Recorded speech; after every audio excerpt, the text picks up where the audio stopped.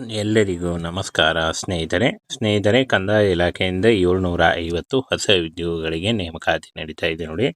Both male and female ಪುರುಷ ಮತ್ತು ಮಹಿಳಾ ಅಭ್ಯರ್ಥಿಗಳು ಇಬ್ಬರು ಅರ್ಜಿಗಳನ್ನ ಸಲ್ಲಿಸಬಹುದು. ಸಂಪೂರ್ಣವಾಗಿ ಸರ್ಕಾರಿ ಉದ್ಯೋಗಗಳು ಮತ್ತು ಕಾಯಂ ಉದ್ಯೋಗಗಳಾಗಿರ್ತವೆ ನೋಡಿ ಕೆಇಎಯಿಂದ ನೇಮಕಾತಿಯ ಒಂದು ಹೊಸ ಅಧಿಸೂಚನೆಯಾಗಿರುತ್ತೆ.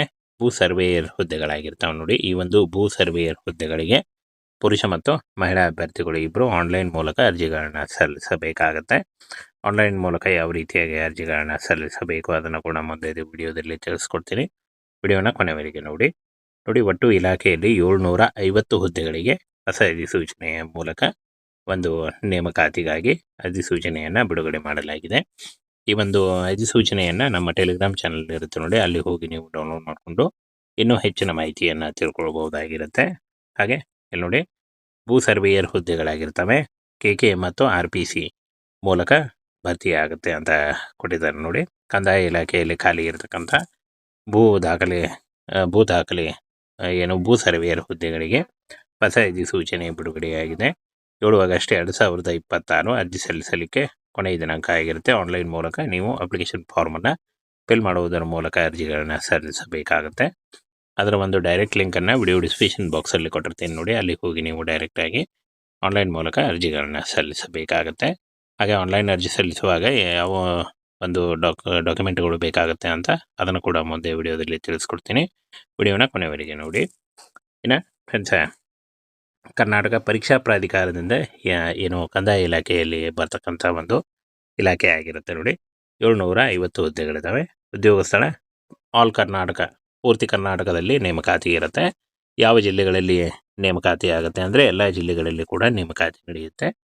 ಇನ್ನು ಹುದ್ದೆ ಹೆಸರು ಭೂಮಾಪಕ ಹುದ್ದೆಗಳಾಗಿರ್ತವೆ.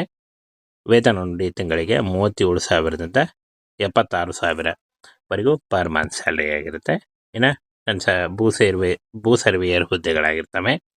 KK ಈ ಒಂದು ವಿಭಾಗಕ್ಕೆ 190 ಹುದ್ದೆಗಳಿದ್ದರೆ RPCಗೆ 560 ಹುದ್ದೆಗಳಿದಾವೆ ನೋಡಿ. ಈ ಒಂದು ಹುದ್ದೆಗಳಿಗೆ ಆಯ್ಕೆ ಮಾಡಿಕೊಂಡು ನೀವು ಅರ್ಜಿಗಳನ್ನು ಸಲ್ಲಿಸಬಹುದಾಗಿರುತ್ತೆ. ಇನ್ನು PUC ಮತ್ತು ಡಿಗ್ರಿ ನೋಡಿ, PUC ಮತ್ತು ಯಾವುದೇ ಡಿಗ್ರಿ, ಎನಿ ಡಿಗ್ರಿಯನ್ನು ಪೂರ್ತಿಗೊಳಿಸಿದ್ರು ಕೂಡ ನೀವು ಈ ಒಂದು ಹುದ್ದೆಗಳಿಗೆ ಅರ್ಜಿಗಳನ್ನ ಸಲ್ಲಿಸಬಹುದಾಗಿರುತ್ತೆ. ಇನ್ನು ವಯೋಮಿತಿಯನ್ನು ನೋಡಿ, 18ರಿಂದ 40 ವರ್ಷದ ಒಳಗಿನವರಾಗಿರಬೇಕಾಗತ್ತೆ ಈ ಒಂದು ಹುದ್ದೆಗಳಿಗೆ ಅರ್ಜಿ ಸಲ್ಲಿಸಲಿಕ್ಕೆ. ಪುರುಷ ಅಥವಾ ಮಹಿಳಾ ಅಭ್ಯರ್ಥಿಗಳು ಇಬ್ಬರು ಅರ್ಜಿಗಳನ್ನ ಸಲ್ಲಿಸಬಹುದು. ವಯೋಮಿತಿ ಸಲ್ಲಿಕೆ ಕೂಡ ಇರುತ್ತೆ ನೋಡಿ. OBC ಅಭ್ಯರ್ಥಿಗಳಿಗೆ ಮತ್ತು 2A 2B ಮತ್ತು 3A 3B ಅಭ್ಯರ್ಥಿಗಳಿಗೆ 3 ವರ್ಷದ ವಯೋಮಿತಿ ಸಲ್ಲಿಕೆ ಇದ್ದರೆ, SC ST ಅಭ್ಯರ್ಥಿಗಳಿಗೆ 5 ವರ್ಷಗಳ ವಯೋಮಿತಿ ಸಲ್ಲಿಕೆ ಇರುತ್ತೆ. ಇನ್ನು PWD ಅಭ್ಯರ್ಥಿಗಳಿಗೆ 10 ವರ್ಷಗಳ ವಯೋಮಿತಿ ಸಲ್ಲಿಕೆ ಕೂಡ ಇರುತ್ತೆ. ಆದಷ್ಟು ನಿಮ್ಮ ವಯಸ್ಸಿನ ಲೆಕ್ಕಾಚಾರ ಮಾಡಿಕೊಂಡು ಹಾಗೂ ನಿಮ್ಮ ಯಾವ ಕ್ಯಾಟಗರಿ ಬರುತ್ತೆ ಅಂತ ಸರಿಯಾಗಿ ನೋಡಿಕೊಂಡು ನೀವು ಅರ್ಜಿಗಳನ್ನ ಸಲ್ಲಿಸಬೇಕಾಗತ್ತೆ. ಮುಂದೆ ನೋಡಿ, ಅರ್ಜಿ ಶುಲ್ಕವನ್ನು ನೋಡೋದಾದರೆ ಸಾಮಾನ್ಯ OBC 2A 2B ಮತ್ತು 3A 3B ಅಭ್ಯರ್ಥಿಗಳಿಗೆ 750 ರೂಪಾಯಿ ಇದ್ದರೆ, SC ST ಅಭ್ಯರ್ಥಿಗಳಿಗೆ 500 ರೂಪಾಯಿ ಇರುತ್ತೆ ನೋಡಿ. ಈ ಒಂದು ಅರ್ಜಿ ಶುಲ್ಕವನ್ನು ನೀವು ಪಾವತಿ ಮಾಡುವ ವಿಧಾನ ಆನ್ಲೈನ್ ಮೂಲಕ ಇರುತ್ತೆ.